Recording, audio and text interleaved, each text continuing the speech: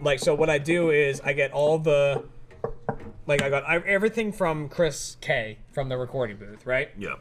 He sent me all the files, and then I sit there and I listen to each file. We're talking about the rap battle. Hi, welcome to Last Call. And I listen to each thing, and, you know, because I have, like, usually 3 or 4 takes of each section, and I'm just like, this is the best take. I got to keep this one. I got to keep that, and, like, mix them all together, send those files to Spencer, and then he mixes them. And his, like, second pass at making the final mix, I was like, it's perfect. Like, I got no other comments for you, so I already have the final export of the music. Wow. It's so goddamn good. I'm excited to hear it all done. Mm-hmm. I was nervous going into it. Is it going with video? Yes, but we don't know what the video is yet. Okay. So I wasn't nervous going into it. no, you were not. It was good. You showed up. What I was really happy about is so I showed up at like 9 a.m. because that's when Chris got there, and just walked in and did my part, and then I just sent out a message. I think I sent a message to Kent because I knew he was here, and I was like, hey, the first person you see show up into the other office, just send them to Take me. them this way. Which ended up being Ryan. That was me. So Ryan came down, but what was awesome is Ryan got there and got into the booth, and then within like 5 minutes of him being in the booth, both Jack and Michael showed up. We're like, I'm ready to go. Wow, awesome. Yeah. No, like I'm ready, like already there. I was like, that's awesome. Like, let me just Almost finish like we Ryan said and we'd can do get- it. Yeah. Wow. It was great. Almost like we knew that day was for the achievement. And I didn't know if I Jeff didn't. was going to be there that day or not. And then he ended up showing Got up. all of us in I one got day. all of us in one. I was so happy because otherwise Chris would have had to show me how to like work all the shit in there. And then that one section would have sounded like shit because you would have been doing I'd be it, like, not I Chris. don't know what I'm doing. They'd be like, why are all of Jeff's lines blown out to fuck? Jeff was by far the hardest to mix together and pick all the things because none of his takes were the same. Every single time he did one of the lines, It was a it one-take was wonder, different. baby. It was different every time. He doesn't do 3 takes. No. He does 1 take. He was adding in words that weren't there. He was deleting words. I also like that Jeremy said that. Like, he was talking about it a day up. He's like, Jeff he was adding words in it that weren't there. He was adding like bag of dicks. That wasn't in it. Jeff walks in the room afterwards, day of we were shooting it, and he was like, "Oh, you talking about the rap?" Jeremy said I was the best, and my immediate reaction is, I was like, "That's funny." He said you made a bunch of shit up, and Jeremy's like, "Blah blah blah." I didn't say he made stuff up. It's like Jeff's saying whatever he wants, that adding things that Jeremy didn't write. I said that. I didn't say Jeff made stuff up. I was like, well, It's that's true. basically He what did that is, lines- though. he did Alternative do lyrics. lines That's like, differently what are you than- talking about? But here's the thing, though. Improvised. Here's the thing, though. He did because It's a he loose did lines cannon. differently than the way I wrote them, but they still flowed correctly. So I was like, Yeah. whatever, I'm fine with Now it. he's Right. defending Jeff. He's literally sitting here. I mean- Jeff's not here. You're fine. No, I okay? wouldn't have. He doesn't Listen, watch Jeff's this. an I'm not artist. pretending he God, did it no. perfectly. There were several takes that were just like not even close. Like okay. There were a couple, like, he was just like, he he was like, just like trying to throwing catch up in, with it. like reaching out. There's a bag of dicks. Like that wasn't in the rap. Like what are you talking about? Like But it is now. There were a couple lines that I had transposed where I would say, like, at one point I said like build. You wrote build houses up for something, and I wrote build up houses. I'm building more houses up, and That's then right. you wanted to say I'm building up more building houses. up more houses. But up and is like, the word you needed. Yeah, And but like, so so I he- moved it, and I just couldn't wrap my head around. And then as soon as he saying moved the word, he did it Rap. perfectly. that. Yeah. So like, Fuck. there was a bunch of. You're a rapper. I'm a rapper. I'm a professional rapper. I have this one. It's Friday. I have this I sang one that in your take house, Jack. Friday. that Yeah, that's right. We sang I've that played it. at I've my played it house, for almost your everyone. house. I'm gonna play it for you at some point, Jack. But it was like, Gavin was one of the guys that he definitely like practiced before he came in Oh, what a piece of shit. because like. He came in and he's like, oh, I'm kind of worried about this line. Like, this line has this, and like, this line is kind of over here and all this stuff. He And like, so read he the knew. script. Yeah, so That he means knew, he was real He knew nervous. every Wow. line and like how things overlapped and stuff. So basically, every line he just did on the first take because I'm sure he had listened to it a bunch. But like, there was one time that he got kind of ahead of himself, and Chris kept that one take of him being like, the line was something. He's like, "Oh, rhymes on target and they're looking good." Gabby's fuck. Like that's the take, and it's so. And I was like, No, he doesn't say that. I was like, "Can I please He use doesn't this?" say in-" those words. I asked him, "Can I use this in an outtake reel, or are you gonna be upset that like you say fuck, and he's like, you can use it. I was like, yes. Wow, As long as what his in the parents world? don't watch it. So I'm definitely doing an outtake reel You of should it. bleep out his fuck and leave everything else in.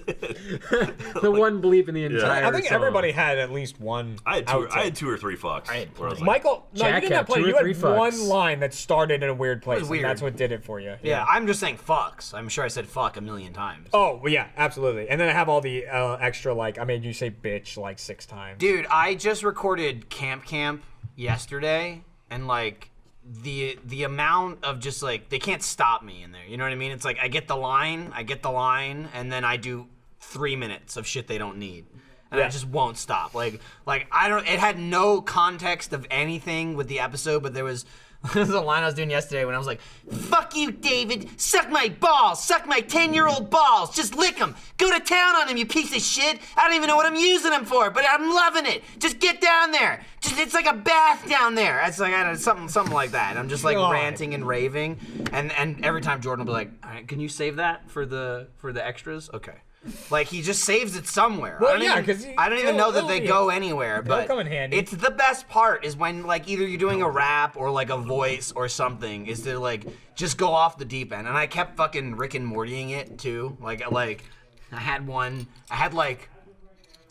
like effort that I had to do. Like after you're done recording all the episodes or whatever, they'll say, "Oh, hey, we need all these efforts." They usually save those together so you're not doing them in between your lines. Yeah. And one of them I had was like Max, I don't know, he's happy, like general cheer or something, like a woohoo or something like that. And I got a couple of those in, I did a couple of those, but it very quickly devolved into like, yes, woohoo, Camp is here for 100 years, now and forever now, Max and Camp and Max, woohoo, happy, it's great, I'm happy, and you're there, and David's here, and we're all here at camp, and we're all happy. I sell fake doors. I got hundreds of fake doors here. I love it. Yeah. Like, That I kind love of Rick shit and sounds Morty so so fun. much. It's so fucking funny. It's so good. I love just like the nonchalantness of the voiceovers that they put in that show. Like the amount of times you hear them laughing in the recording, and that's in the episode. You know what I mean? Like you said, like fake doors. It'll be like a TV commercial, and then like the guy doing the commercial or two brothers. Like it's called. It's just two brothers. It's called Two Brothers. It's just two brothers. And like the guy's laughing, and that's in the fucking show. I love that about Rick and Morty.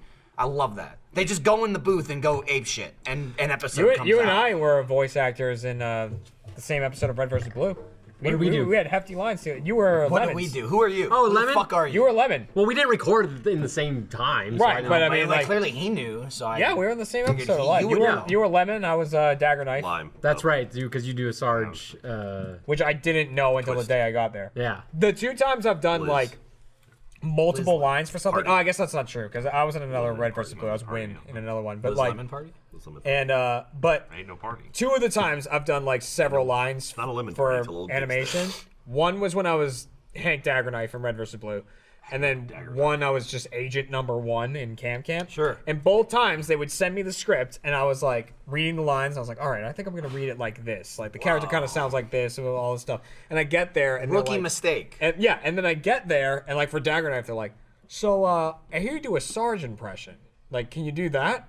And I'm like, all right, well, like that's not how I was practicing it, but now I understand that's what you want. Yeah. Like, you could have sent me that. It's also why every time ever in the history of me working at Rooster Teeth, at least doing voiceover, anytime someone has asked the question, did you get it? Or they usually say something like, did we send you the script? Or like, someone sent you the script, right? And I'll go, did I get it? Yes. Did I look at it? Fuck no. Oh, I always I look at it. never, ever look at it. Because the second I get there, they're like, oh, this is what we want. And I go, oh, well, that was a waste of 3 hours of Right, my yeah, time. because the I was opposite of reading- my interaction with doing the So voice stuff. I have not ever, literally, in the history of me working here, looked at a script before I've walked into the booth. Yeah, because I read it and I was don't like, care. I was like, oh, like, hey, Dagger Knife. I'll He's gonna figure it sound out when like I get this, there. and like I had this whole thing, and then they come in and they're like, you do a Sarge impression, right? And I was like, oh yeah, all right. I was like, hey, Dagger Knife, and I did that whole thing. But then like, and then with agent number 1 in Camp, I had like, you know, I was like, yeah, I'll be this agent and everything, and they're like, so we hear you do a Patrick Warburton impression. It's like, all right, yeah, like, searches on the phone include this and that and this over here. And Well, did the whole thing. That's what happened with me on 11 Little Roosters. Like I've told it before, but like I skipped a Let's Play to read over the script to make sure I knew all my lines before going to record. And they started up. I started making the video, and I was like, open the script and like, okay, I'm in the first episode. Oh, I don't say anything. I literally have no lines. That wasn't in the script. So literally I was like, oh. That was a good improvise. Okay, great. And then, And so that was fun. I was like, Jack the Red. Well, that's easy. Because I'm a terrible actor. So it worked out pretty nice. That show's almost over, right? Yeah, The last episode comes out next week. Oh, okay. Episode 8 is the last one. That's crazy. That's the one where I show up and kill everyone, right? Oh shit! Spoiler. Well, at this point, When we did those Funimation auditions like 3 years ago, when I got cast in Fairy Tail, like I had the sides for the character. I auditioned for 2 characters, Sting being one of them, the one that I got. And like I had this whole thing of like I'm gonna do it like this, blah blah blah. I get in there and I do like the voice that I've been practicing for like 3 days, and they're like, hey, get that shit out of here. We don't want that. And I was like, okay, how about this one? Like I just like made it up on the spot, and they're like, oh yeah, that one's good. And then that character I was showing you yesterday, I have that character in One Piece, Dagger. It's literally like I was there recording something, probably for Fairy Tail, and a lot of times, the more, I assume this works for most actors, but it's like the more you go there, a lot of times you finish early. 10, 20 minutes early before like your booking time, and they'll say, oh, hey, over in Studio B, so-and-so needs like male student for like one line for some show. And like, I do that every single time I go to Funimation. I'm in like a million shows. It's like, oh, look out! And like, that's it. That's the only thing I do. So I did that for One Piece a bunch of times. So they asked me like, hey, go over for One Piece. And I'm like, oh, okay. So I go over there, and I'm talking to the director, who I've talked to a couple times, but just for like super small parts. And he basically tells me I have this part, and he's like, oh yeah, but this guy's like, he's kind of like a major character, at least in these spin-off episodes. He don't really come back to him. He's not like a long-lasting character, but it's the biggest character I've had in the show. And yeah, you're gonna be in like 10 episodes. And I have no idea who the character is. I don't know anything about like the voice or anything like that. And they're like, yeah, so I don't know, what do you got? Like, for this guy. And then like I'm just looking at him like, and like they'll play the Japanese audio, but that's all I get, like the Japanese audio, and it's like I now have like 30 seconds to come up with a voice for this character that I didn't know I was even doing today, and it's more than just one line. It's like, oh yeah, you're gonna record this guy for like an hour and a half. It's like, oh, he sounds just like me. That's really weird. Yeah. That sounds like my normal speaking. So that was, and I've mentioned this before, like in videos and stuff like that. That I didn't know when like the Funimation videos would come out, but I searched for it yesterday and I found one clip from like December. Yeah. Apparently some of my recordings are already on YouTube, but they were from like December 2016 or early 2017, and the voice is falling like, I can't believe it. Yeah. Oh no. It's horrific. Sabo, get back, because that's what the guy fucking looks like. He looks like that. He looks just like it. He'd sound like this, and the director's like, that's great. Go with that voice. And also, One Piece is so much fucking fun because it's like everyone's so like ridiculous. It's so over the top and stupid. You can't make a stupid voice in that show. Whereas like Fairy Tail, I'll be doing lines, and then the director will want an effort. Like in anime, there's so many stupid things where you're like that's a line. You just gotta go like yeah. Or I'll be like, he's like, just give me like a light one, and I'm like, and he's like, oh, that's way too much. Pull back 100%. We're like. You mean like that's the level of mixing they do at Funimation, and I'm just like used to that by now. So I go into One Piece like that, and the guy's like, no, more, just go ape shit, go nuts, doesn't matter. And it's like, oh my god, and it's like perfect, got it. That sounds like so much fun. It's a lot of fucking fun. It's a lot of fun, and I will say like nervous at Funimation. Oh, yeah. Rooster Teeth, I shit all over them. Because I'm like, fuck you, Jordan Swears, you piece of shit. And I just like rain down on him. Andy. Yeah. Okay. Andy Cortez. Hey, what's up, What's up, Andy Cortez? You're just in time for us to shut this thing you're down. just in time for us to He's got a Legend of Zelda. I just want one shot. Oh, yeah, good man. Oh, There you go, shot dude. Jaeger? I was like, he's got a Legend of Zelda. You know, drinking off Andy Messner's beard? We can get him over here, I'm sure. No, You go, pal. He didn't show up because the power's out. Oh yeah, that's right. Sure. So who killed it? Powers. Somebody like flipped it because the switch came out. I Powers assume out. that's what we were Flip saying. the switch. Yeah, he made it was his thing. I Wait, think they no. cut the cord. Yeah. The cord was cut. Yes. So Yeah. you see like scissors Yeah. next Just to get the bolt wire. cutters. Yeah. There's one dead person who's still holding onto it. Fucking Timmy's on the fence, still They just shaking. take a switch and go play. Someone laughed at that but no, Jurassic like, Park it joke. Was Thank you, one Nick. person. But like, I love Nick. I'm sure Funimation is like awesome, and you're like, but we're, like Rooster Teeth, like Say I love you know, Nick or I love whatever. Dick. You No, know? he said Nick because from broadcast. And also like that. That's- I I mean, I know it's fucking Nick, love it just- it sounded really the dickish. few times I've done voice acting for Rooster Teeth.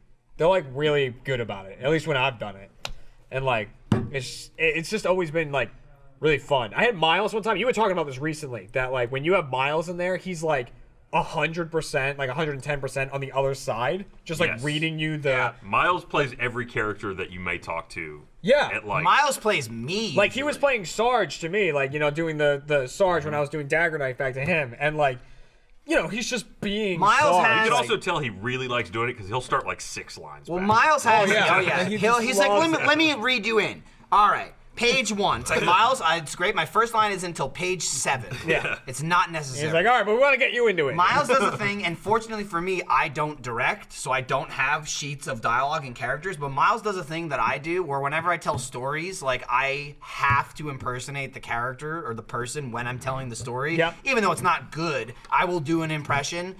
And if I'm talking about Gavin, I will just instinctively be like, well, you can't do that, Michael. I just won't not do a British accent. This is just how I work. That's Miles in the recording booth. He cannot not do the characters that he's reading. He goes full on. Dude, like, I have to do it's them. insanity. I played a couple characters in like really early seasons of Red vs. Blue. Like I was just like soldier number 1 or like, you know, whatever. I would just come in and have one line or something. And like in one Red vs. Blue, they were on like a prison ship.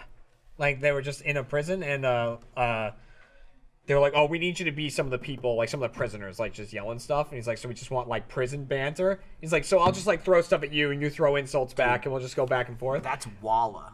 Yeah, like you know, yeah, shit like that. And I was like, all right, cool. So he like starts insulting me, and I'm insulting him back. And he's just like throwing like slurs in there.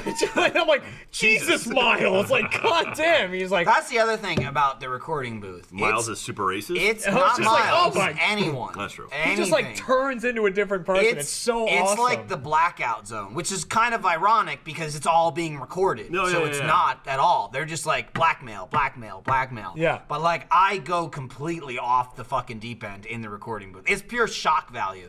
Also, the other, as I've kind of picked up on this. As a voice actor, your main goal is to do the lines. Your secondary goal is to shock the audio engineer. yeah. Yeah.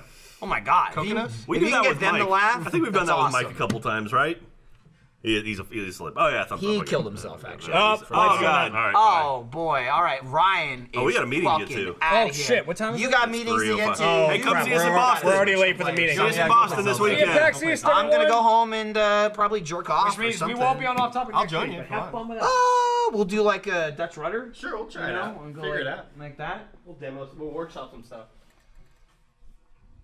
Thanks for watching, audience. I'll remember this one.